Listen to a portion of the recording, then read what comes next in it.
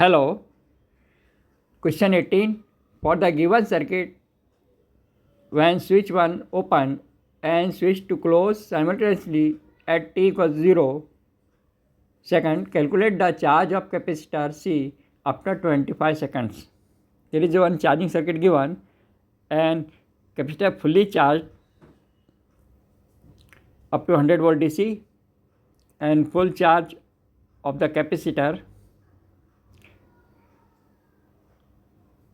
of 1 millifarad equal to 0.1 coulomb. Solution: when switch 1 close and switch 2 open at time t equals 0, time constant t equal to RC equal to 50 multiplied by 10 raised to power 3 multiplied by 1 multiplied by 10 raised to power minus 3 equal to 50 seconds. Capacitor fully charged at time t equals 0, so Q0 at time t equals 0, charge of the capacitor equal to CV equal to 0.1 coulomb.